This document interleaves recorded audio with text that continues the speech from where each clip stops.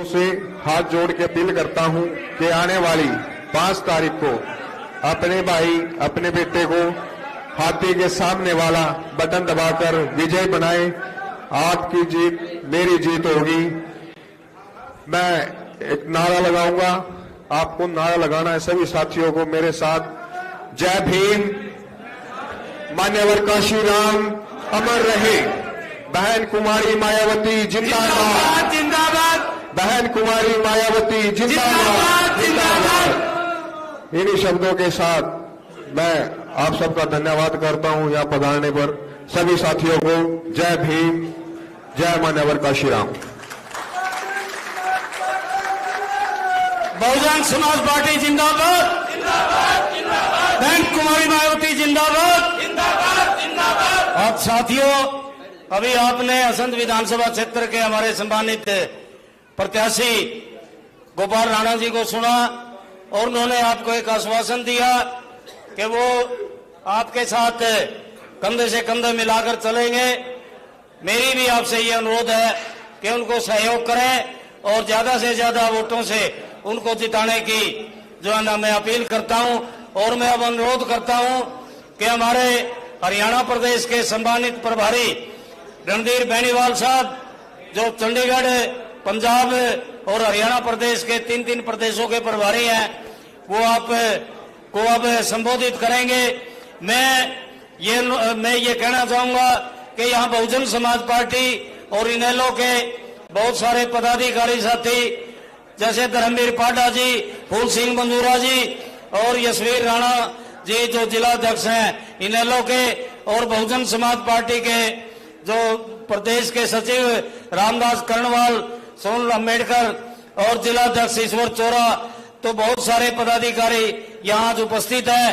क्योंकि समय बहुत थोड़ा है, ये चौपाल कार्यक्रम है, तो मैं माफी चाहूंगा और मैं अनुरोध करूंगा प्रदेश के प्रभारी श्री रणधीर बेनीवाल साहब से कि वो आए अपनी बात रखें।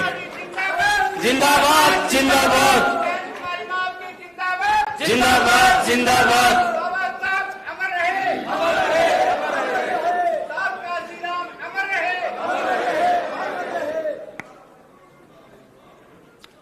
असंध के लोग भाई बड़े संयमित तरीके से रहो। आप लोग बड़े अनुशासन के लोग हैं। प्रेस वालों के सामने खड़े होना, मंच पर भीड़ लगाना, देखो चुनाव लड़ रहे हो आप लोग और चुनाव के टाइम पे सभी बिरादरी आपको वोट देने का काम कर रही है। सभी धर्म में, सभी जातियों में आपका वोट आपको मांगना है। और सम्मानित साथियों, जो भी व्यक्ति हमारे मंच पे हमारे मातृशक्ति और लोगों के साथ जो सामने खड़े हैं, सभा में उपस्थित सभी सज्जन, उनके सामने जो खड़े हैं वो कृपया एक साइड में हो जाएं। आप लोग भी मोबाइल लेके एक साइड से फोटो ले लें। व्यवस्था का ध्यान रखें। सम्मानित साथियों, आप लोगों की अपनी मीटिंग है, अपना आपका कार्यक्रम है। हम ही लोग इसको कार्यक्रम की अनुशासनता को भंग करेंगे तो फिर कौन संभालेगा इस चीज को। आप लोग विधायक बनाने जा रहे हैं। सम्मानित साथियों, आपका विधायक जीतने जा रहा है और कोई छवि ऐसी ना जाए जनता में या किसी पार्टी को ऐसा कोई संदेश देने का काम ना करो, कोई मुद्दा ऐसा देने का काम ना करो कि भाई जो गोपाल सिंह राणा जी के साथ लोग लग रहे हैं वो अव्यवस्थित हैं या दंगे वाले हैं। ऐसा संदेश देने का काम नहीं करना चाहिए। हमें बड़े अनुशासन में रह करके अपनी पार्टी को, अपने विधायक को जिता करके सदन में भेजना चाहिए। इसलिए सम्मानित साथियों,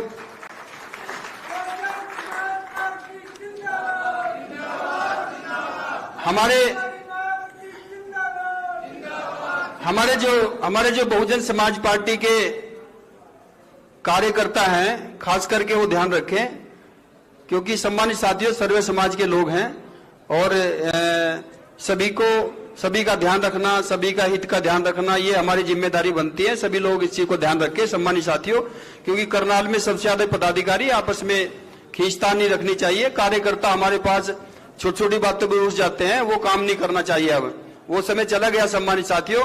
अब चुनाव के बाद जो आपका आपस में रूसना, बैठना, मनाना, ये काम करते रहना, ये चलता रहेगा। सम्मानित साथियों, बहुत सारे लोग छोटी छोटी बात पे रूठ जाते हैं, मेरा नाम नहीं लिया, मुझे मंच पे स्थान नहीं दिया, मुझे कुर्सी नहीं दी, मुझे बैठने को नहीं कहा। ये सब चलती रहेंगी सम्मानित साथियों। बहुत सारे लोग रूठ जाते हैं कि मुझे चाय पीने को नहीं कहा, मुझे खाना खाने को नहीं कहा। सम्मानित साथियों, ये जो कुर्सी है आपके बीच में, ये जो आप लोग जिस कुर्सी पे बैठे हैं, ये कुर्सी आर्टिफिशियल है, ये आर्टिफिशियल कुर्सी है। सम्मानित साथियों, आज है, 2 घंटे के बाद आप उस पे से उठेंगे, दूसरी जगह बैठ जाएंगे जाकर के। लेकिन जो 5 साल में एक बार प्राप्त करनी है आपको, वो जो चंडीगढ़ की कुर्सी, विधायक की कुर्सी है, उसको प्राप्त करने की लड़ाई आप लड़ रहे हैं, उसको लेने की लड़ाई लड़ रहे हैं आप लोग। जब वो चंडीगढ़ की कुर्सी जो है वो अस्थायी कुर्सी है, जो आपके अधिकार देने का काम करेगी, उस कुर्सी के लिए लड़ो, इस कुर्सी के लिए नहीं। आप लोग, आपका नाम किसी ने नहीं लिया, इस पे मत जाओ, आपको किसी ने नहीं पुकारा, इस पे मत जाओ। सम्मानित साथियों, हमारे बीच में जो आदरणीय नरेंद्र राणा जी के लड़के हैं, गोपाल सिंह राणा जी, बड़े सज्जन और शील, आपके बीच में आदरणीय बहन जी ने आशीर्वाद दे करके आपके बीच में उतारने का काम किया है। और निश्चित तौर पर पहले 1700-1800 वोटों से ये लोग चुनाव में हार गए थे सम्मानित साथियों, और उसका दुख हमें तो है ही है, पार्टी को तो जो दुख है ही है, लेकिन यहाँ की जनता को भी बड़ी टीस है कि थोड़ी सी वोटों से हमारा विधायक रह गया था। इस कसर को पूरी तो आप करेंगे, कम से कम 40,000 की लीड करके इसको यहाँ पे जिताने का काम करना है आपको।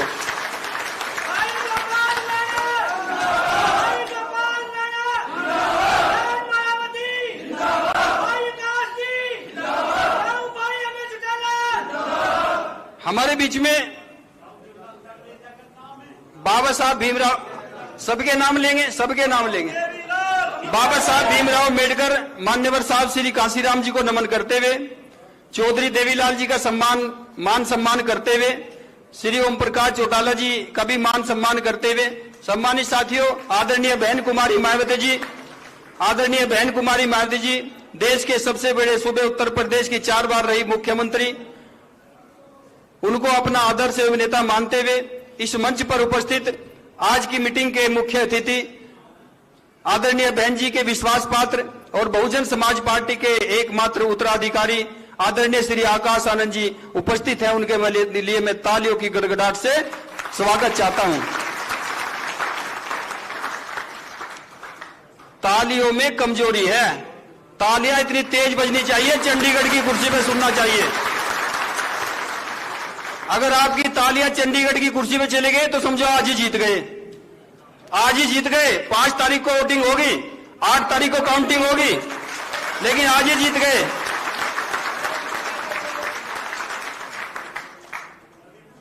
दोनों पार्टियों की स्टेट की कमेटी, दोनों पार्टियों के जिले की कमेटी, विधानसभा committee, sector committee, booth committee और सभी कार्यकर्तागण, मेरे बुजुर्ग, मातृ शक्ति, नौजवान साथी, प्यारे बच्चे, सभी का मान और सम्मान करते हुए, सभी को आदर्श मानते हुए, क्योंकि जनता है सम्मानित साथियों, यही जिताने का काम करेगी।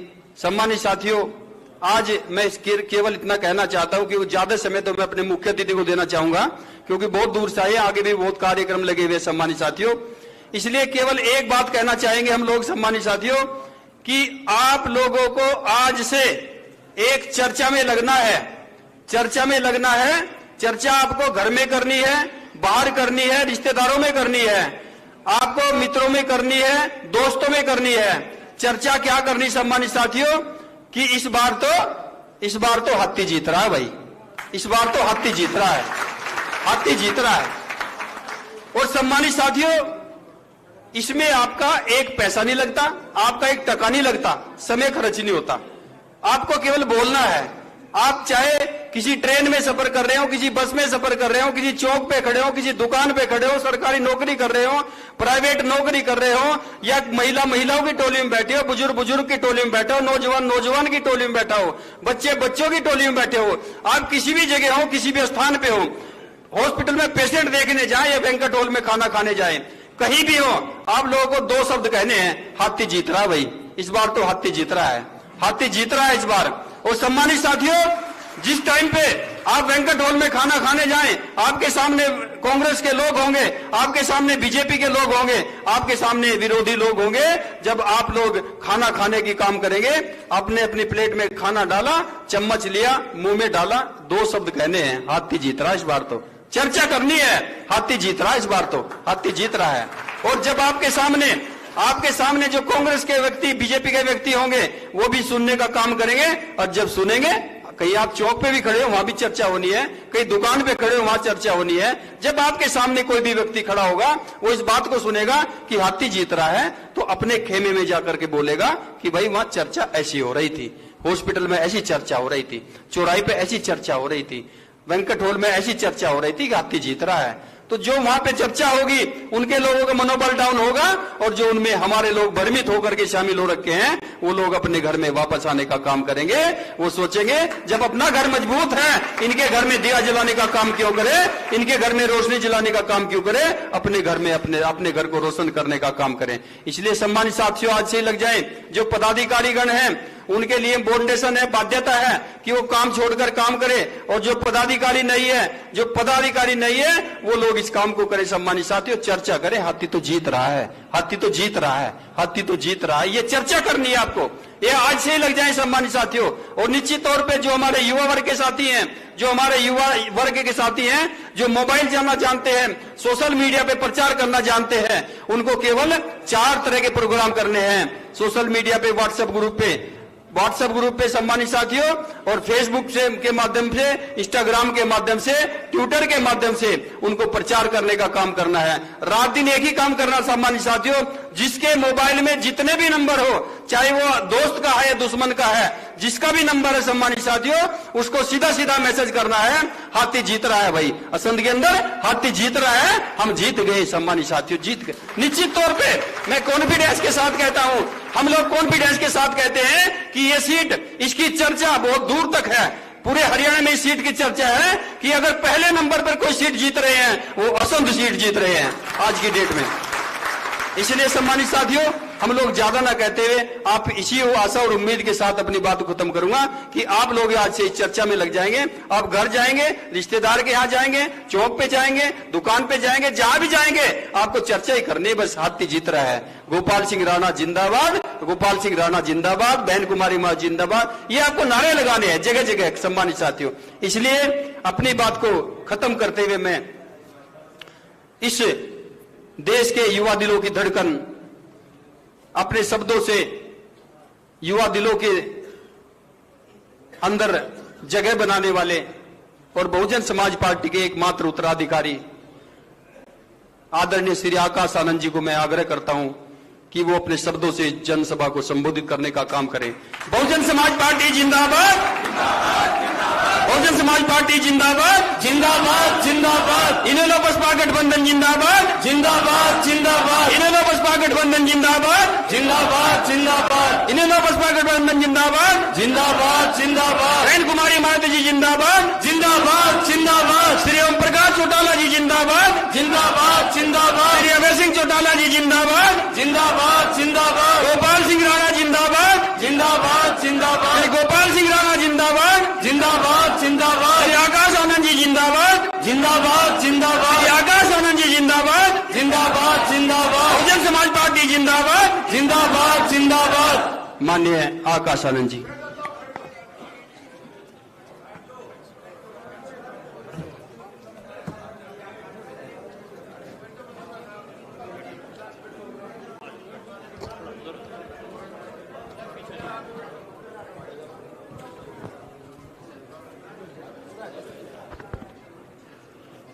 जय भीम। साथियों, यहां पर कितने लोग चाहते हैं कि आप गोपाल जी को जिताकर विधानसभा भेजेंगे? सारे। अब आप सब गोपाल जी को बहुत लंबे समय से जानते हैं, बराबर।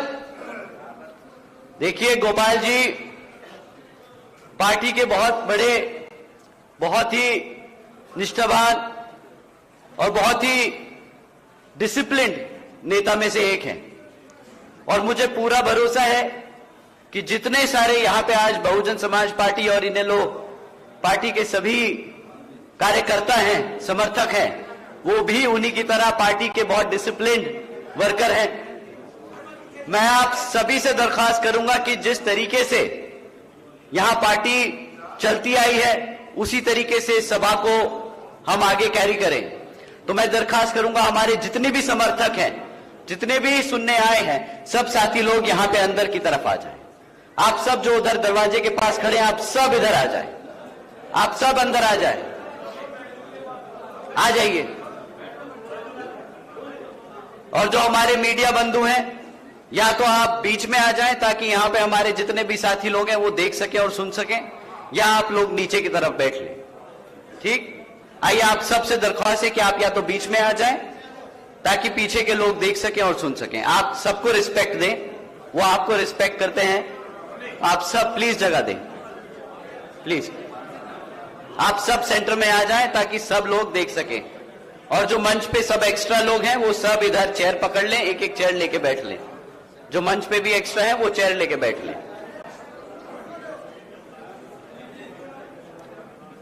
आज आप सब, हमारी जितनी भी माताएं बहनें जो मौजूद हैं, हमारे सभी बड़े बुजुर्ग, हमारे सभी युवा साथी जिन्होंने अपना कीमती समय निकालकर आज हम सबको यहां सुनने आए, तो आप सभी का मैं तहे दिल से धन्यवाद करता हूं।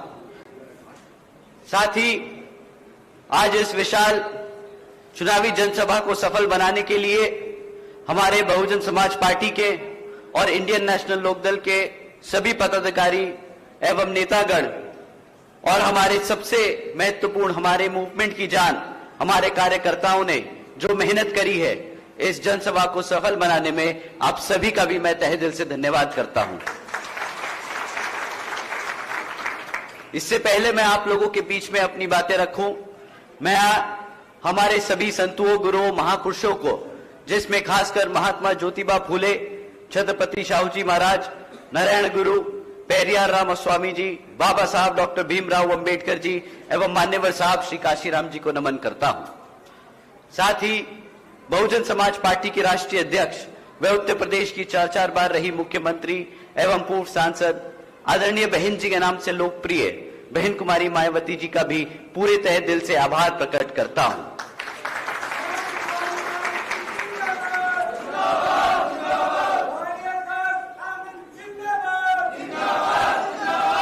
साथियों, मैं हमारे alliance partner Indian National Lokdal के संस्थापक एवं पूर्व उप प्रधानमंत्री श्री चौधरी देवीलाल जी को भी तहे दिल से नमन करता हूं। साथ ही साथ इंडियन नेशनल लोकदल के राष्ट्रीय अध्यक्ष श्री ओम प्रकाश चौटाला जी और इनेलो के राष्ट्रीय महासचिव और हमारे गठबंधन की ओर से हरियाणा प्रदेश के मुख्यमंत्री के उम्मीदवार श्री अभय सिंह चौटाला जी का भी तहे दिल से आभार प्रकट करता हूं। साथियों, जैसा कि आप लोग जानते हैं कि अभी हाल ही में सुप्रीम कोर्ट ने एक सब कास्ट कैटेगराइजेशन के बारे में जजमेंट पास किया था। अगर आप लोगों के इसके बारे में नहीं पता तो मैं आप लोगों से दरखास्त करूंगा कि आदरणीय बहन कुमारी मायावती जी ने इस पे प्रेस कॉन्फ्रेंस कर हम सबको आगाह भी किया है और इसी से रिलेटेड हम सब ने, बहुजन समाज पार्टी ने भारत बंद भी किया था कुछ दिन पहले। ये जो जजमेंट पास हुआ है इसको मैं आप लोगों को समक्ष में बताना चाहूंगा। साथियों, अब राज्य की सरकारें SC/ST के अंतर्गत अपने राजनीतिक लाभ के लिए अपनी मर्जी से किसी भी SC/ST जाति को आरक्षण का लाभ दे सकती है और अपनी ही मर्जी से उससे आरक्षण का लाभ छीन सकती है। साथियों, ये कहकर कि भाई ये जातियां पैसे से संपन्न हो चुकी है तो इनको आरक्षण की जरूरत नहीं। अब आप बताइए साथियों, आप सब आरक्षण के मुद्दों को समझते हैं, आरक्षण की मूल भावना समझते हैं। हम सब जानते हैं कि आरक्षण की मूल भावना प्रतिनिधित्व की है, समाज को आगे बढ़ाने की है एक साथ, लेकिन ये लोग बार बार ऐसी जजमेंट पास कर इसको गरीबी हटाओ गरीबी मिटाओ जैसी योजना बनाने की कोशिश करते हैं। साथियों, भाजपा और कांग्रेस ने सोची समझी साजिश के तहत ये जजमेंट पास कराया। देश में से आरक्षण को खत्म करने के लिए इन्होंने ये पहला कदम लिया है। आदरणीय बहन जी ने इस फैसले पे सवाल उठाया और पूछा कि क्या जिन्हें आरक्षण का लाभ मिला है, क्या आज वो उनकी सामाजिक स्थिति इतनी बेहतर हो गई है, क्या उनके साथ क्या भेदभाव खत्म हो गया है। यहां बैठे हमारे सब बिरादरी के साथी लोग हैं, आप सबके दोस्त यार, आपके सब साथी SC/ST जाति से भी आते हैं। हमारे एससी एसटी जाति के साथी लोग हैं, आप बताइए क्या आप लोगों के साथ भेदभाव खत्म हो चुका है? बताइए क्या आप लोगों को वो सम्मान मिलने लगा? उसी क्रम में साथियों, जिस तरीके से आप लोग समझते हैं कि हमें आज तक वो सम्मान नहीं मिल पाया, अभी इसमें बहुत लंबा समय लगेगा, हमें इस पे बहुत काम करना पड़ेगा। हमें सब लोगों को एक साथ लाकर उन्हें समझाना पड़ेगा कि क्यों एससी एसटी जातियां पिछड़ी रह गई हैं। साथियों, ये एससी समाज को बांटने के लिए इन्होंने शुरुआत की है। जब आप एक समाज से आरक्षण ले सकते हो और दे सकते हो, तो वो क्या आपस में गुट बनाने की कोशिश करेंगे, बांटने की कोशिश करेंगे, आपस में झगड़ा कराने की कोशिश करेंगे। साथियों, एससी समाज की आजादी छीनने की शुरुआत है, ये संविधान को बदलने की शुरुआत है। आज ये आरक्षण है, कल आपकी आजादी छीन लेंगे। ये एक बहुत सोची समझी साजिश है।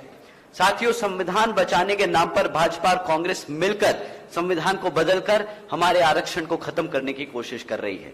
आदरणीय बहन जी ने कहा है कि अगर ये भाजपा का एनडीए और कांग्रेस का इंडी अलायंस वाली पार्टियां, जिसमें ये समाजवादी पार्टी, आम आदमी पार्टी जैसे लोग शामिल हैं, अगर ये लोग हमारे एससी एसटी समाज के आरक्षण के इतने बड़े हितैषी हैं, तो ये सब मिलकर पार्लियामेंट के जरिए रिजर्वेशन एक्ट को संविधान की 9वीं सूची में डालकर उसको हमेशा हमेशा के लिए सुरक्षित कर दे। परंतु मैं जानता हूं कि साथियों, ये लोग कभी भी आपके आरक्षण को 9वीं सूची में नहीं डालेंगे। ये चाहे तो कर सकते हैं, परंतु ये नहीं करेंगे। साथियों, इसी क्रम में जब ये जजमेंट आया, तो इसको ध्यान में रखते हुए आदरणीय बहन जी ने और बहुजन समाज पार्टी की ये भी एक नई पहल है कि भाई आज के बाद से हमारी मांग जुडिशरी में भी रिजर्वेशन की होनी चाहिए। हम चाहते हैं कि जुडिशरी में भी रिजर्वेशन हो, ताकि आगे कोई ऐसे जजमेंट पास ना हो जिससे हमारे एससी एसटी समाज के आरक्षण या उनके हितों के लिए उनके हितों से कोई खिलवाड़ कर सके।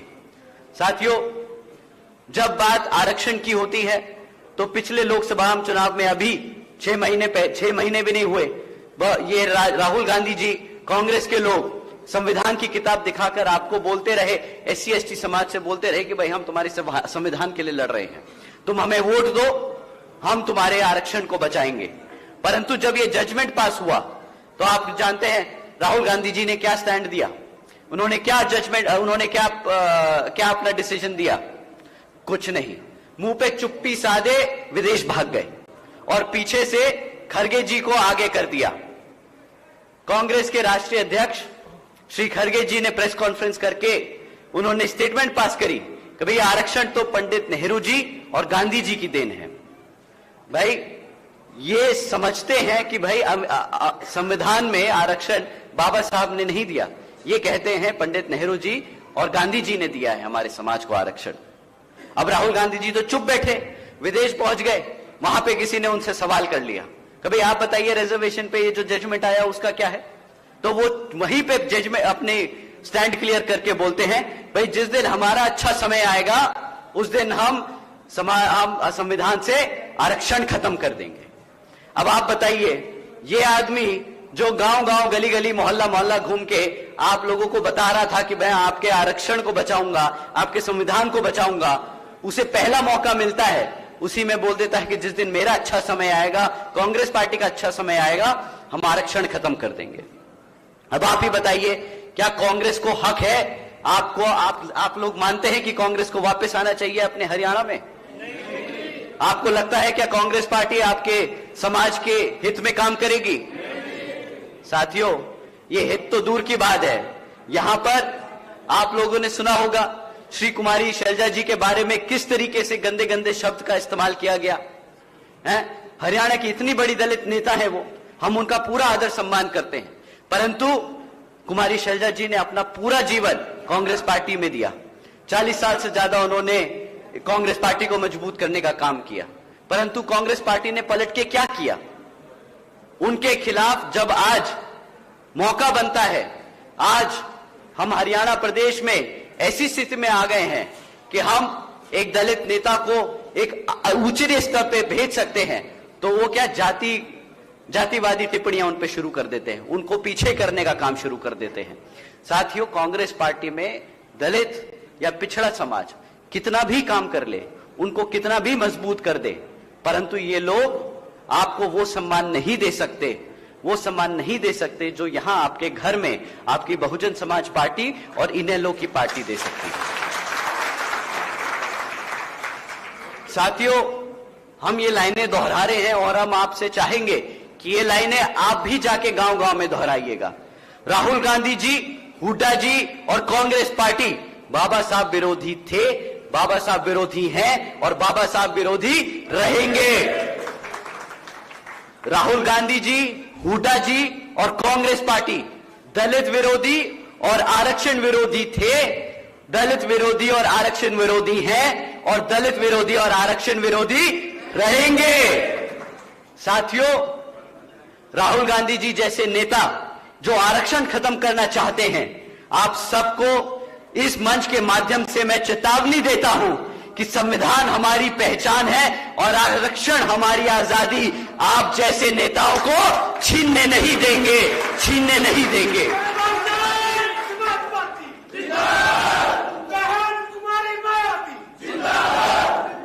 श्री अभय सिंह चौटाला जी। साथियों, अब विधानसभा आम चुनाव चल रहा है। कांग्रेस पार्टी का तो कोई सवाल ही नहीं होता कि उनका यहां पे कोई वजूद हो। वो लोग एक नंबर के धोखेबाज रहे। उन्होंने हमारे समाज के साथ कितना गलत किया वो मैंने आप सबको बताया।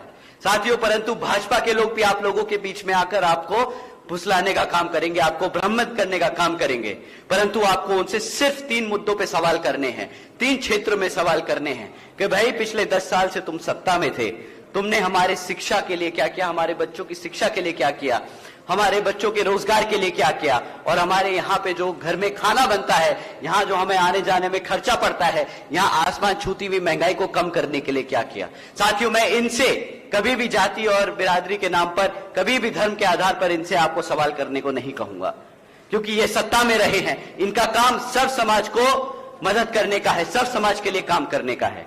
तो आप इनसे शिक्षा, रोजगार और महंगाई के मामलों में सवाल करें। साथियों, अगर हम शिक्षा की बात करें तो भाजपा पिछले 10 साल से यहां पर है और इन्होंने पिछले 10 सालों में 5000 से ज्यादा प्राइमरी स्कूल बंद करने का काम किया। 5000 से ज्यादा प्राइमरी स्कूल बंद कर दिए। एक तरफ हमारे बच्चों की पढ़ने की संख्या बढ़ रही है, दूसरी तरफ ये स्कूल कम बंद करते जा रहे हैं। इतना ही नहीं साथियों, हरियाणा प्रदेश में 2000 से ज्यादा सीनियर सेकेंडरी स्कूल हैं, जिनमें से आधों से ज्यादा स्कूलों में तो पढ़ाने के लिए टीचर्स ही नहीं है, प्रिंसिपल ही नहीं है। हमारे यहाँ पे हमारे इनेलो के एक साथी हैं, कल जिनसे हम मिले थे, उन्होंने बताया कि भाई उनके गांव में जो प्राइमरी स्कूल है वहां पे उन्होंने इस चीज के लिए आवाज उठाई थी कि भाई टीचर नहीं है, हमारे बच्चे पढ़ेंगे कैसे। तो वहां का जो प्रिंसिपल बोलता है कि भाई यहाँ पे बाहर चपड़ासी साहब बैठे हैं, उन्हें बोल देता हूं, वो पढ़ा लेंगे। अब आप बताइए, ये उनका रवैया है हमारे बच्चों की पढ़ाई के लिए। तो आप बताइए कि क्या ऐसी सरकार को आप दोबारा दोहराएंगे जो हमारे बच्चों की पढ़ाई के साथ ऐसा खिलवाड़ करेंगे? बताइए साथियों, करेंगे? साथियों, इतना ही नहीं, वो तो हमारे बच्चों को पढ़ाना नहीं चाहते, और जो किसी तरह बच्चे पढ़ लिख कर आगे यूनिवर्सिटी और कॉलेज पहुंच जाते हैं तो उनको सरकार की ओर से SC ST समाज के जो लोग हैं, जो हमारे बच्चे हैं, उनको स्कॉलरशिप का पैसा मिलता है जिससे वो पढ़ पाए। परंतु इन्होंने 2017 से वो स्कॉलरशिप का पैसा भी रोक रखा है। ये भी आप जाकर गांव-गांव में बताएं कि भाजपा के लोग जो हैं, बीजेपी जो पार्टी है, उसने हमारे बच्चों के स्कूल बंद करे, और जो बच्चे जहां पे स्कूल खुले हैं वहां पे टीचर नहीं दिए, और जहां पे कॉलेज पहुंच गए तो उनको पैसों से बांध दिया कि उनको पैसे नहीं दिए ताकि वो बेचारे पढ़ सके। साथियों, इन्होंने सिर्फ एक क्षेत्र में, शिक्षा के एक क्षेत्र में इन्होंने तरक्की करी है, वो है पेपर लीक करने में। आए दिन यहां पर कोई ऐसा नहीं जाता, कोई ऐसा दिन नहीं जाता जहां पर जब आपको पेपर लीक खबरें नहीं आती। कोई भी सरकारी ऐसा डिपार्टमेंट नहीं बचा जिसकी परीक्षा का पेपर ना लीक हुआ हो। आप साथियों जानते हैं कि जब बच्चों के पेपर लीक होते हैं तो कितनी तकलीफ आती है। आपके बच्चे इतने दिन रात मेहनत करके वो परीक्षा की तैयारी करते हैं इस उम्मीद से कि मेरी नौकरी लग जाएगी तो मैं भी अपने माँ बाप का नाम रोशन करूंगा गांव बिरादरी में जाके।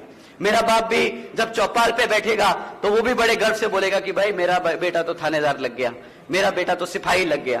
परंतु क्या होता है, नहीं, नौकरी नहीं देते, पेपर लीक कर देते और बहाना बना लेते कि भाई पेपर लीक हो गया तो हमने नौकरियां रद्द कर दी।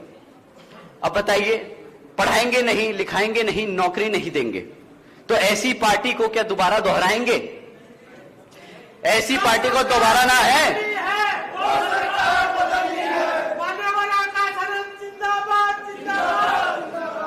साथियों, एक तरफ ये भाजपा की सरकार जो ऐसे काम करती है, दूसरी तरफ आदरणीय बहन कुमारी मायावती जी के शासनकाल में जिस तरीके के काम हुए वो मैं आपको बताता हूं। आदरणीय बहन जी ने 12वीं तक की शिक्षा फ्री में देने का काम किया था। हमारी बच्चियों को 12वीं तक 7 लाख से ज्यादा बच्चों को पढ़ाने का काम किया बहन जी ने। उसके साथ साथ बहन जी ने अपने शासनकाल में 6 इंजीनियरिंग कॉलेजेस बनवाए थे, 24 पॉलिटेक्निक, 2 होम्योपैथिक, 2 पैरामेडिकल कॉलेजेस थे, 6 इंटरनेशनल यूनिवर्सिटीज बनवाई थी, 200 से अधिक इंटर डिग्री कॉलेजेस, 100 से अधिक ITIs, 550 से ज्यादा हाई स्कूल और 5,500 से ज्यादा प्राइमरी स्कूल बनवाए थे। उसी तरह जब आप गोपाल जी को यहां से विधानसभा भेजेंगे ना, तो वो वापस आके उतनी ही संख्या में यहां पर आपके बच्चों के लिए शिक्षा का प्रबंधन करेंगे, उनके लिए प्राइमरी स्कूल और हाई स्कूल्स खुलवाएंगे आपके क्षेत्र में। साथियों, अब मैं अपने युवा साथियों से बात करना चाहूंगा। यहां पे कितने बच्चे हैं जो बेरोजगार घूम रहे हैं?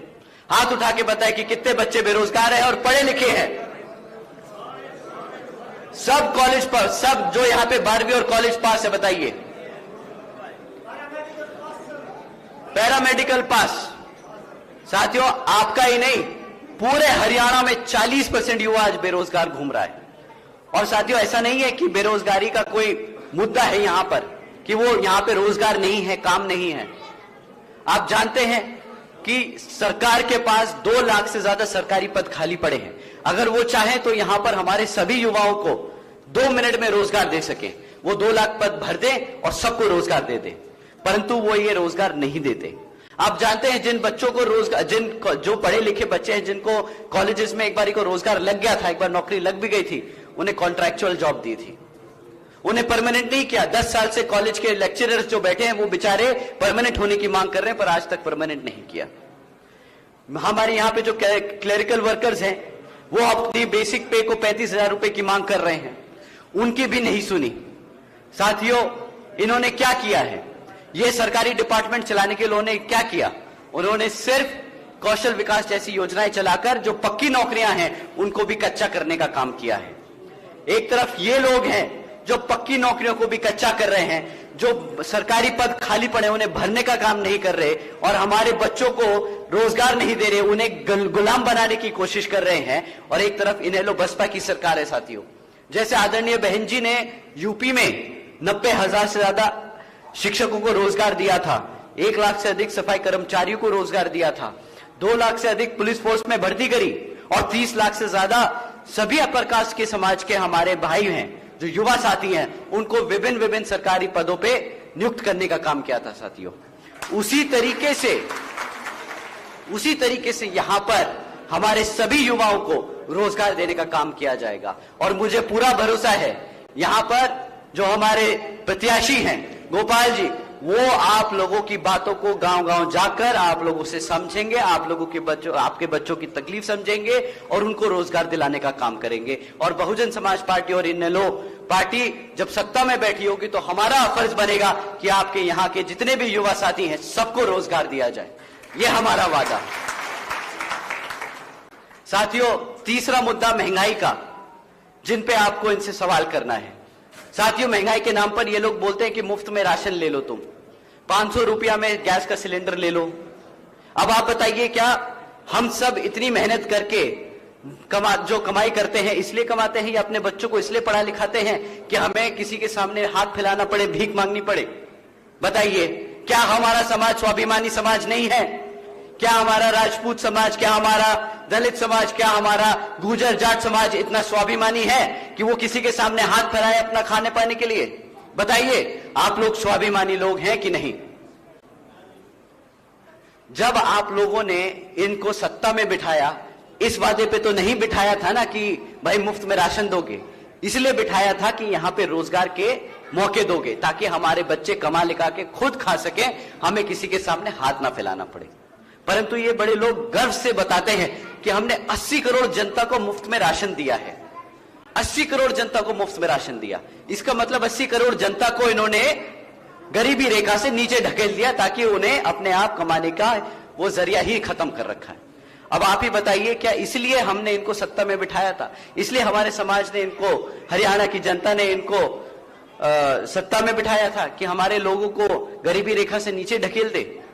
साथियों, ये लोग आपको फिर से वही टाइप के स्कीमें बताएंगे कि भाई मुफ्त में राशन ले लीजिए, 1 किलो नहीं 2 किलो ले लीजिए। परंतु अब आप लोगों को समझना होगा कि ये मुफ्त के राशन की कीमत क्या होती है।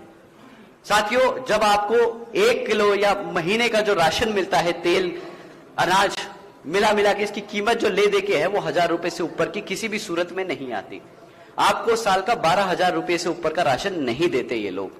परंतु अगर आपके बच्चे को, आपके घर से किसी भी एक सदस्य को रोजगार दे देते तो वो कम से कम 25,000 रुपए की मिनिमम वेज कमाता, मतलब साल का 2.5 लाख रुपया। ये लोग आपको 12,000 का राशन देकर आपसे 2.5 लाख का आमदनी छीनने का काम करते हैं। ऊपर से एहसान जताते हैं कि भाई हमने तो तुम्हें राशन दिया है, तुम्हारा घर हमारी वजह से चल रहा है। अब आप ही बताइए, क्या कोई एहसान किया है? हमारे को ही हमारा वोट लेकर हमें लूटा, उसके बाद हमसे एहसान जताते हैं। ऐसे लोगों को हरियाणा में घुसने दोगे आप लोग? गुस्सा आता है कि नहीं? गद्दारी करी कि नहीं? धोखा दिया कि नहीं? तो ऐसे लोगों को दोबारा हरियाणा में नहीं घुसने देना, अपने असंध में घुसने नहीं देना। समय आ गया है यहां पर इनेलो बसपा को खड़ा करने का और अपने समाज को खड़ा करने का। साथियों, समय आ गया है। साथियों, एक तरफ ये भाजपा की ऐसी सरकार है, कांग्रेस वाले भी यही वादे करेंगे आपको, तो इनके बीच झांसे में नहीं आना है। साथियों, एक तरफ ये भाजपा और कांग्रेस वाले हैं जो ऐसे वादे कर रहे हैं, और दूसरी तरफ इनेलो और बसपा की सरकार, जो पार्टियां हैं, जो हम आप लोगों को, जो हम बता रहे हैं कि भाई हमने इतनी नौकरियां दी हैं, हमने इस तरीके से लॉ एंड ऑर्डर को मेंटेन किया है, हमने इतने सारे बच्चों को पढ़ाया लिखाया है। तो साथियों, ये आपको अपने पैरों पर खड़ा करने की नीतियां हैं। ये आप लोगों को अपने पैरों पर खड़ा कर एक समाज में इज्जतदार जिंदगी जीने का मौका देने का काम करना चाहती है बहुजन समाज पार्टी और इनेलो गठबंधन।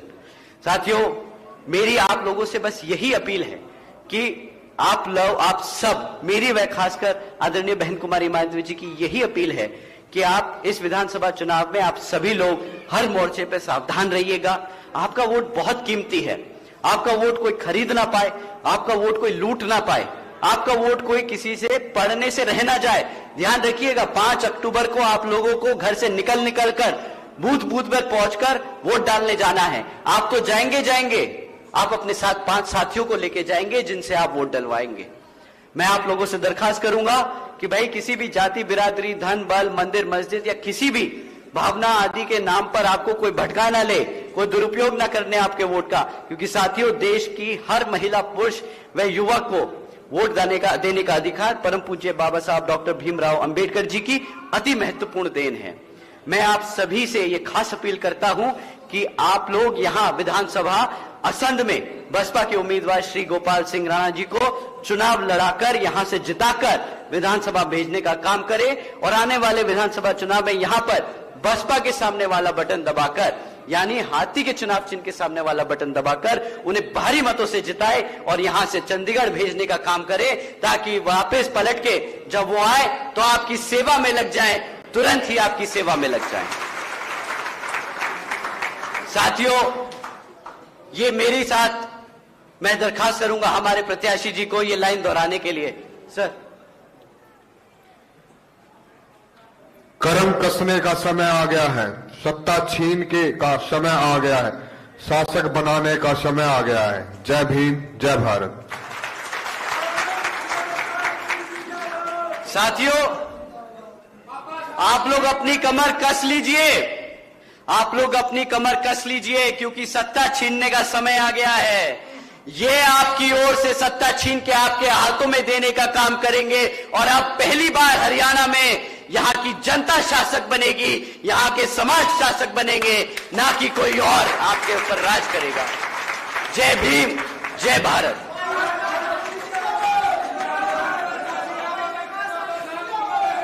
बहुजन समाज पार्टी जिंदाबाद। साथियों, अभी आपने संदेश सुना नेशनल कोऑर्डिनेटर साहब का। मेरा ये अनुरोध है कि आप उस पर उस पर ध्यान देते हुए और आप अपने उम्मीदवार को जिताने का काम करेंगे। और इसी के साथ आज की जो ये कार्यक्रम है इसका समापन किया जाता है। धन्यवाद। जय भीम, जय भारत।